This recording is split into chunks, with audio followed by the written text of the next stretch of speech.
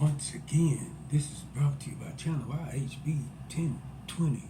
We still in the Day of Atonement, so I'm still talking about the significance of the Day of Atonement.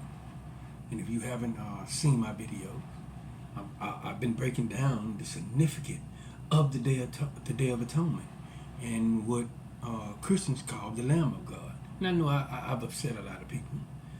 Because a lot of people have turned Jesus into an object of worship. But I don't think, I'm not here to judge. I've studied the Bible and I don't see nowhere where it says, when it's speaking of the Day of Atonement, before the supposed coming of Jesus,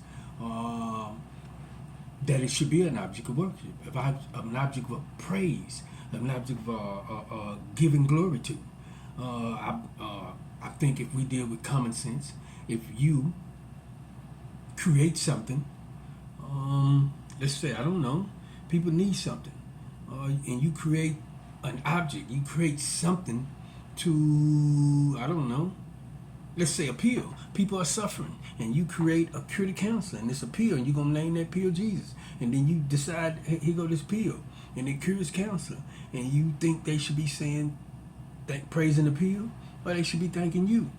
So all I'm trying to show you is, the lamb, that sacrifice, that ritual, they named Jesus, and that name Jesus comes from the name Zeus. And if you go into the Hebrew, that name, I think it's more like Emmanuel, but we're not here for that, because that ended up being more division. But what I'm trying to show black people is that, what the fuck are you in need of forgiveness for?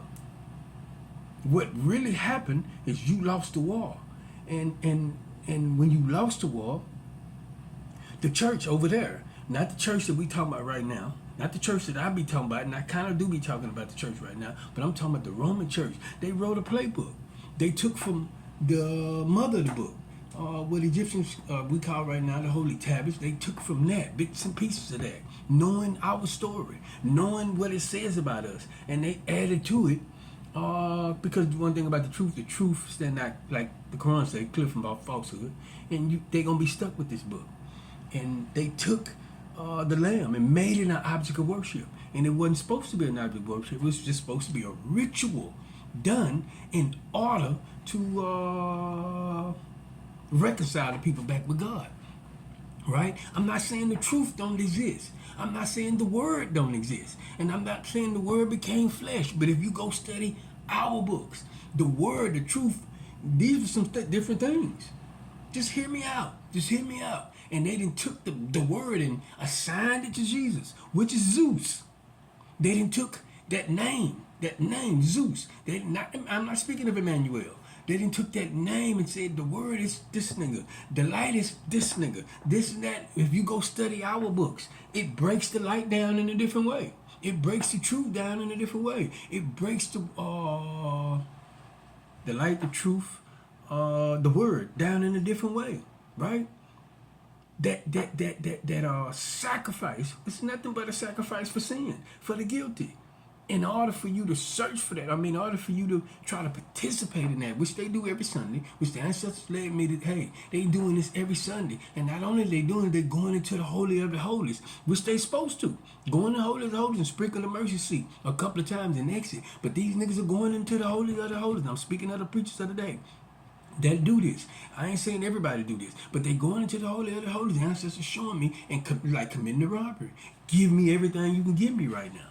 That's when they pass the plate around. But I'm trying to show black people, you're not guilty of nothing.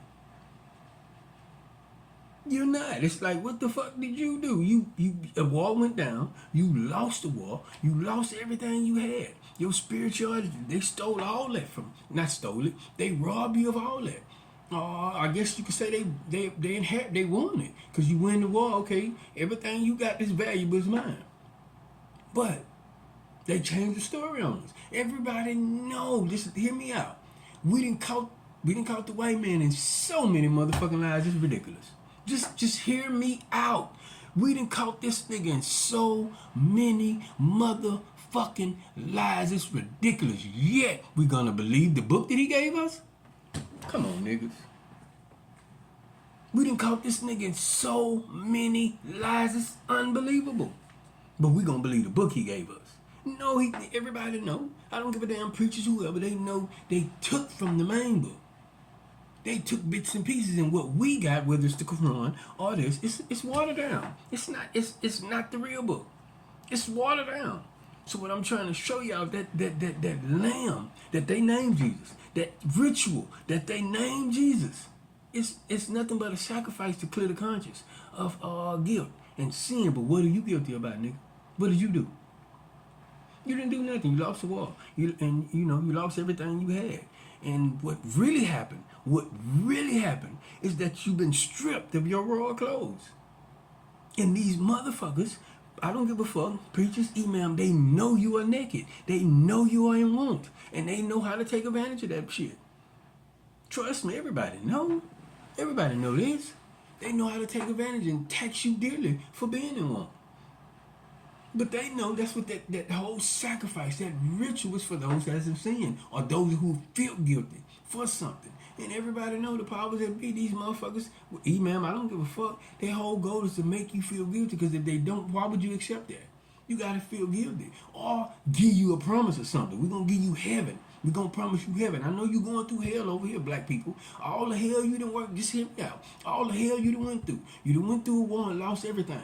Now you don't even know who you is. You can't even tell us who your father is, like the Israelites can. Like the motherfucking, what you call them, the Ishmaelites, they can tell you. The Chinese people can tell you who their father is. But you can't even tell us who your father is, nigga. So, guess what? They know you lacking. But what you are lacking, I'm trying to show you, black people, what you are lacking is the raw clothes that you had on before all the bullshit happened. And if you go research our study, you go research the Holy Tablets, you can find them raw clothes. If you go research Africanism, or if you can call it African ways, you'll find them holy clothes. And that's the problem. We're trying to put on the clothes like the Muhammad's. They used to call it Mohammedism. We trying to dress like the Arab man. We trying to dress like the Jewish man. We trying to dress like the white man. Everybody but an African. And it's not working. Like the book say, that it speaks about it. I would have to go further into it, and if I can bring you directly to it, it speaks of those who try to put on the Jewish ways, and afterward that we saw. They tried to dress like the Jews. If you can understand the scripture, they tried to act like the Jews and put on the Jewish way. They wanted to be Jewish or whatever the fuck, but they were sore. It fucked them up. It fucked them up. And here's another thing that's real important. We taught the Jews that way. And we taught them, you gotta be circumcised, man. Because you can't talk like we talk. You can't speak from the way we speak. You gotta speak from a different way, from a humble way. But us, coming from where we came from, we could. I got some more shit to tell y'all, man. I'm behind on time because I didn't want to drop that. I was wrestling with it. My spirit was wrestling with it. No, these motherfuckers are not robbing the temple. Yeah, they is. And then whoever don't like it, I don't give a fuck. Yeah, they robbing the temple. They robbing the temple like a motherfucker. And my whole goal, like I say, is the black woman.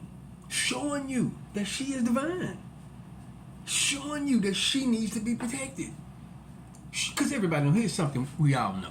And the black woman, let's be real. You talk like, oh, you don't want no strong black woman. All that. Come on, black woman, let's be real. You gullible. You gullible. Because here it is. You know one thing. I know and everybody know. Black woman can be out, somewhere out and about. And the nigga can hit her with something she ain't never heard. Some fly shit she ain't never heard. And she'll go home to her nigga that's been there for her for years and ask him something like, baby, you think my ears are edible? That nigga might have hit her with something. I'm just saying something she ain't. That's gullible. Like what? Nigga, that's why most of y'all be looking for somebody to tell you something you haven't heard. Some fly shit. Come on, man. You don't want to admit you need protection. And you allowing religion to protect you. If you know what I mean? If you choose to. But guess what? Religion is robbing the shit out of you. Robbing the shit out of you. I'm saying the black woman is number fucking one in America in poverty, meaning she don't even, single black mother, meaning she don't even make what? $24,000 a year. And the church robbing you, Islam robbing you, and they keeping you manless. I know the Nation of Islam kind of have an invested ideal in the woman getting married, but I'm saying church don't. I don't give a fuck. Niggas can be mad at me and say what the fuck you want to say. I don't give a fuck. This is true. The church don't have no invested idea in you getting a husband unless you rule over that nigga. Unless the pastor or somebody else can control what's going on the scene. No cap, just a whole lot of capital, man. Really, I'm just trying to say, black people, you ain't done a motherfucking thing wrong to be going to any religion, asking for forgiveness. For fucking what? When you've been robbed of everything. When you lost everything in a war, just pull back and think about this. You lost every fucking, not some things, everything. Your senses, everything. Just think about what I'm saying, and religion is not giving it back to you. I don't give a Buddhism, I don't give a fuck. It's not giving you back what you lost. It's not, because if it was, we'd have been stuck together. I mean, niggas would be stopped trying to cover up the shame. Black women would be stopped trying to buy this expensive hair to feel beautiful. Because you got to understand, before integration, it was a whole lot of natural shit going on. Just remember. Go do your studies. Before integration. See, a lot of people think the Afro came out in the 70s. Man, Afro's been popping. It just became televised in the 70s.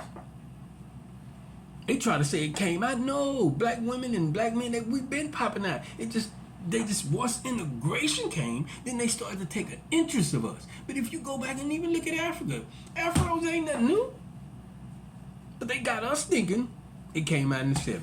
With the that's what they call us, Afro-Americans. Come on, man. I forgot. We went from nigga, colored, is it Afro-American, Negro, now African-American. Come on, nigga. And they call us Afro-American because of the Afro. Come on, nigga. We searching for an identity. And religion is not giving you the identity you need to make you pull back and say, God damn, the number one thing we need to do is unify. Why can't we unify? Religion is helping. Yeah, the state is helping, but religion is keeping us from unifying. Just check it out. Some of us are in a religion that's all about division. Just think. Once they robbed us of everything, once they kicked our ass and took everything, they brought us a religion that was all about division.